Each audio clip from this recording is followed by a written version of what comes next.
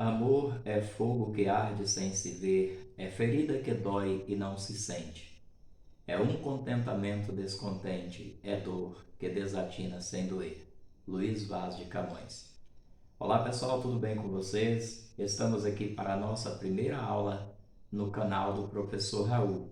E você que ainda não é inscrito no canal, se inscreva, ative o sininho das notificações, assista a nossa aula até o final e compartilhe nas suas redes sociais.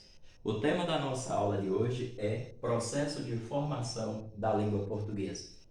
No esboço que fizemos no primeiro vídeo aqui no canal, não chegou a ser uma aula, nós falamos sobre a origem da língua portuguesa, tá? Ela veio do latim e mais precisamente do latim vulgar, tá bom?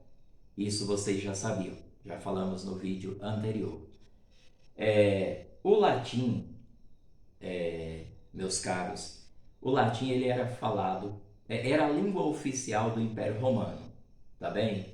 O Império Romano foi um dos maiores impérios do mundo antigo, né? Pode-se dizer assim. Teve início por volta do ano 27 a.C. e a sua queda, o seu declínio, ocorreu ali por volta do ano 476 da nossa era. Era um império muito grande, né? Estendia-se do rio Reno para o Egito, até a região, depois pegava até a Grã-Bretanha e até a Ásia Menor. Com isso, nós vamos ter o seguinte: o Império Romano estava ligado a três continentes: continente europeu, continente asiático e continente africano. Para aquela época, veja o tamanho do império: era, eram aproximadamente 6 milhões, tá, gente? Milhões de quilômetros quadrados. Eram aproximadamente 6 milhões de habitantes.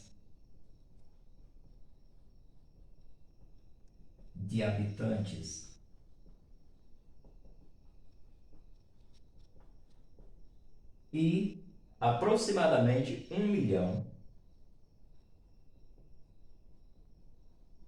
de habitantes só em Roma. Roma era a capital do império. O primeiro imperador foi Otávio Augusto, né? E o segundo, ou melhor, o último, Constantino XI, tá certo? A língua oficial do Império Romano era o latim, tá bem? Só que, como eu falei para vocês, dividia-se em dois, né? O latim clássico e o latim vulgar. O latim clássico, propriamente, era a língua de Cícero, de Horácio, de Virgílio, de Sêneca, desse povo, né, que tinha tido acesso à escola e que eram os poetas, os filósofos, os oradores, né, romanos, tá bom? Ou seja, compunha a alta cúpula romana. Agora, as demais pessoas, aquelas como eu falei no vídeo inicial, né, aquelas menos favorecidas, menos privilegiadas, essas aí não falavam latim clássico, falavam propriamente o latim vulgar. Deve-se considerar que o latim clássico ele estava nos livros, estava nas gramáticas, estava nas sentenças, mas na fala da, da, da maioria das pessoas, na fala da plebe, na fala dos cidadãos que não tiveram oportunidade de estudar, estava o latim vulgar. Tá bom, pessoal? Agora veja só, gente. Tudo isso aqui, todas essas pessoas que eram, né, cidadãs romanas, pessoas cidadãs romanas, os cidadãos romanos, todos falavam latim? Não.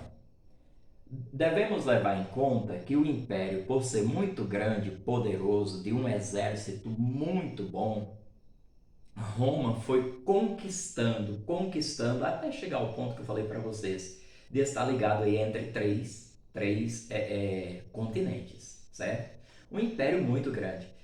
Aquelas nações que iam sendo conquistadas, eles chamavam de províncias.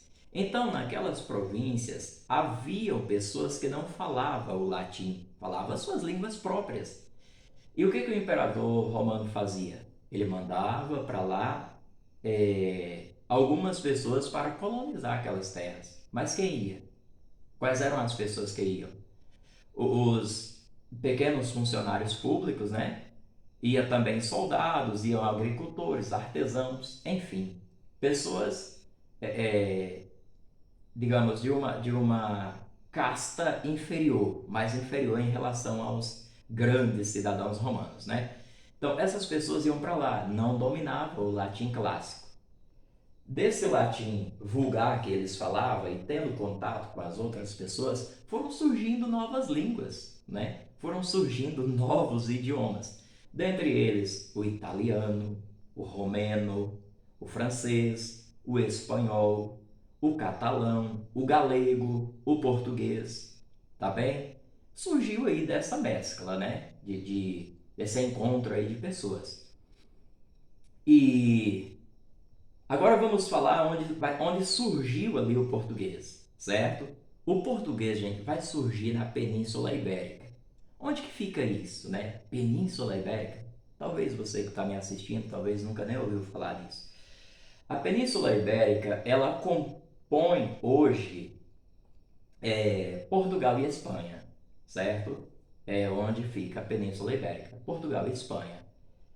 Mas veja só, nessa península, poderíamos pensar assim, então, quando os romanos chegaram ali, já não tinha outros povos, eles foram colocando latim, daí do latim contato e português. Não, veja só, ali habitaram muitos outros povos, como celta, né, povos celtas, fenícios, árabes, tá?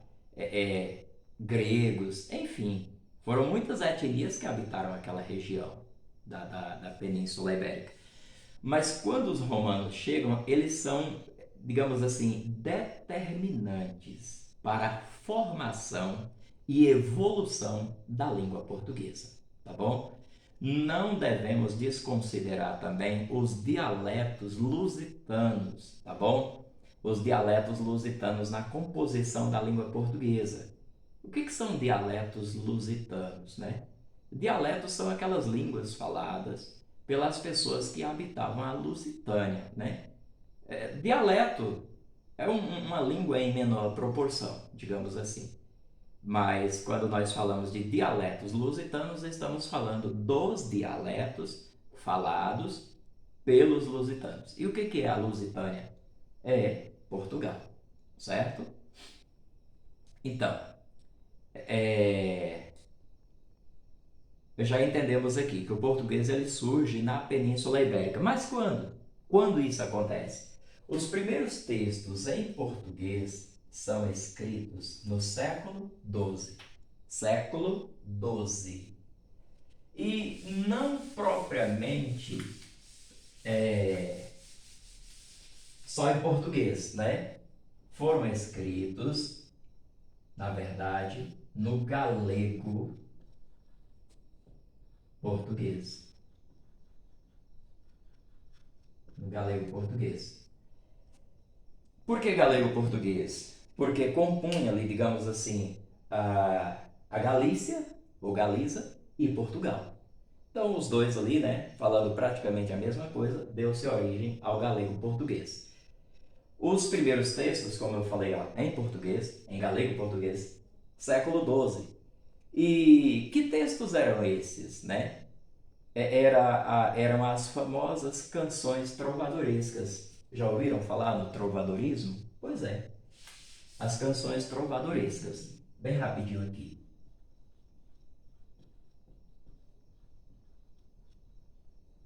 Canções trovadorescas. Essas canções trovadorescas, elas dividiam em dois tipos, que eram as cantigas líricas e as cantigas satíricas. As líricas, por sua vez, dividiam-se em cantigas de amigo e cantigas de amor. Esses dois tipos de cantiga vai ter uma diferença muito grande na questão do eu lírico. O eu lírico ou voz poética. Na cantiga de amigo, o poeta colocava o eu lírico ou voz poética na boca de uma mulher, certo? E essa mulher, ela desejava muito a volta do seu marido, que tinha saído muitas vezes para a guerra, né? Saía com o exército, ou com a marinha, enfim. E ela desejava ardentemente a volta do seu marido, né? Do seu amigo, tá bom? Essas cantigas líricas aqui, gente, elas estão relacionadas mesmo ao sentimento amoroso, tá bom? Então, o eu lírico aqui é um eu lírico feminino. Já no caso da cantiga de amor, o eu lírico é masculino, tá bom? No caso da cantiga de amigo, eu lírico feminino, cantiga de amor, eu lírico masculino, tá bem? E as cantigas satíricas? Existiam duas também, as de escárnio e as de maldizer. E para que serve uma cantiga satírica? Bem, serve para satirizar alguém, satirizar, ridicularizar alguém. Só que no caso da cantiga de escárnio, ela servia para escarnecer, mas era uma sátira mais leve, era uma sátira mais branda. Não usava o nome da pessoa que se queria satirizar, tá bom? Já no caso da cantiga satírica de maldizer, essa daqui é uma sátira mordaz. Às vezes usavam-se palavras de baixo calão, imoralidade sexual, a fim de ofender mesmo a pessoa. E o que é pior, ainda usava o nome da pessoa que desejava se satirizar. Tá bom, gente? Devemos considerar isso aqui, século XII. Mas uma coisa que foi importante, muito importante também para digamos, a evolução da língua portuguesa, ou para que a língua portuguesa se firmasse no mundo, foram as expedições marítimas feitas por Portugal, a expansão marítima portuguesa. Porque com essa expansão, Portugal consegue levar o português para países como Angola, Guiné-Bissau, Guiné Equatorial, Timor-Leste, São Tomé e Príncipe, Moçambique, Cabo Verde e para o Brasil, né? Fomos colonizados pelos portugueses e eles trouxeram, claro, a língua oficial de Portugal para o Brasil, né? Apesar de aqui nós temos muitas línguas indígenas, como Tupi, Guarani, mas eles trouxeram português e ficou português como língua oficial, tá bom? Devemos lembrar também, quando eu falei aqui das cantigas trovadorescas, cantigas líricas, satíricas, século XII, primeiros textos ali escritos em português, quais foram os escritores? Nós podemos citar alguns, né? Ricardo Coração de Leão, por exemplo, Dom Diniz, Paio Soares de Taveiroz e Martim Kodak. Mas tem outros, né? Eu falei apenas alguns, que está aí, esses que eu acabei de falar, eles estão entre os principais escritores do período trovadoresco, certo? Escritores portugueses do período trovadoresco. Tá bom, gente? Então, nossa aula de hoje é isso, tá bom? Até a próxima aula e Deus abençoe a todos.